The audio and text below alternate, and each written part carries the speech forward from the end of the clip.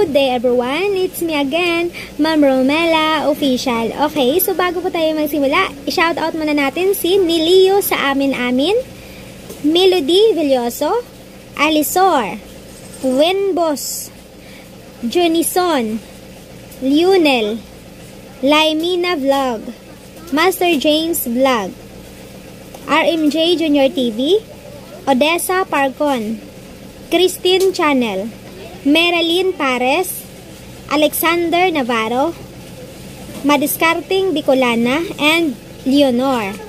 Sa inyo pong lahat, miga lao shoutout po. At sa hindi pa po pala subscribe sa aking channel, please subscribe my channel and hit nyo na rin yung notification bell para ma-update kayo pag may bago po tayong upload.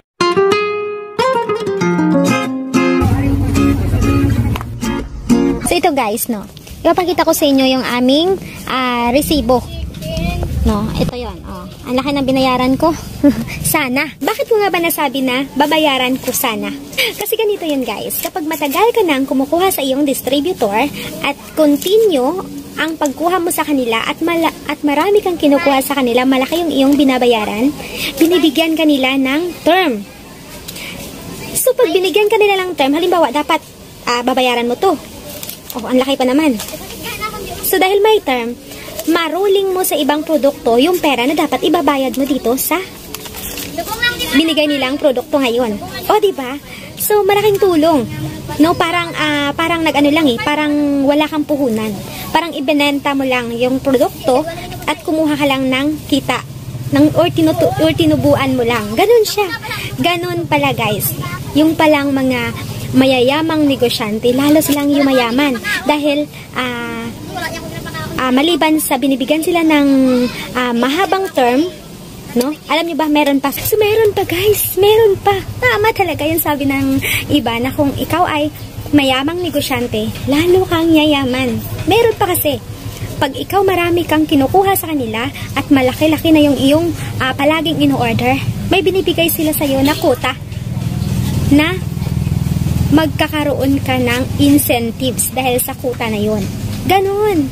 At sa mga hindi pa nakakaalam, pwede nyong itanong yon sa iyong mga ahente. Halimbawa, marami ka nang kinukuha sa kanila. So, meron na silang binibigay na term sa'yo. Tatanungin nyo kung pwede bang bigyan kayo ng quota na sa doon magkakaroon kayo ng incentives either quarterly, ganun.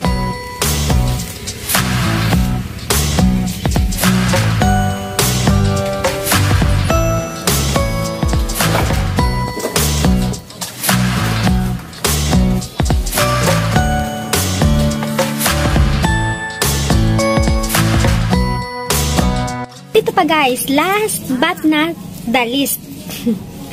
Huwag nyo kalimutan yung mga promo. Itanong nyo talaga yon sa mga ahente yung about promo. Kasi minsan, hindi lahat, pero minsan, yung iba, sila sa kanila pupunta. O meron silang pinipili na mga store na doon lang nila binibigay yung ganong mga promo. So, wag nyo talagang kalimutang itanong yan sa inyong mga ahente. Maging wise kayo guys dahil doon ay dagdag din yon sa ating kita.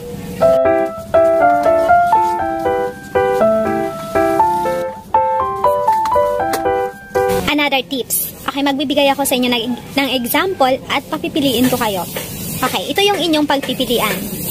Malaki kita or malaki ang tubo mo pero konti yung customer.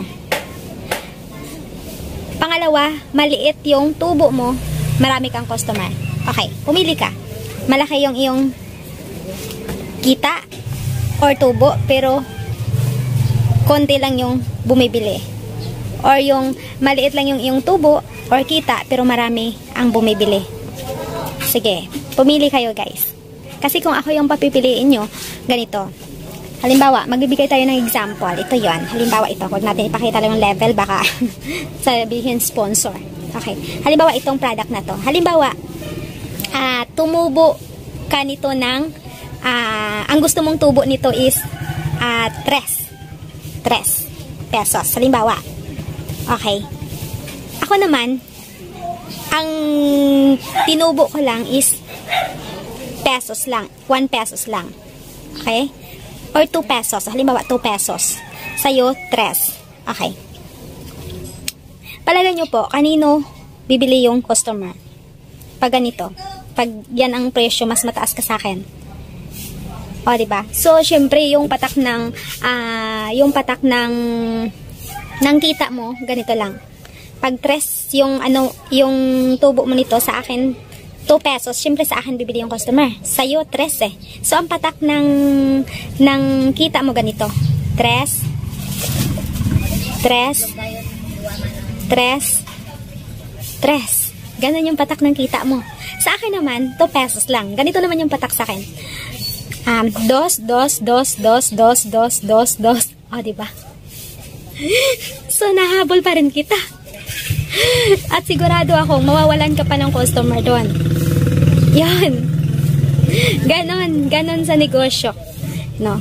Hindi ka talaga pala lalago yung iyong negosyo. Hindi ka mabilis na aasenso sa negosyo pag hindi ka marunong makipagsabayan. Yun po ang totoo. So sana may napulot po kayo sa ating pinag-usapan ngayon. At sa hindi pa subscribe sa aking channel, please subscribe my channel and hit nyo na rin yung notification bell para updated ka sa aking susunod pang mga videos. Thank you!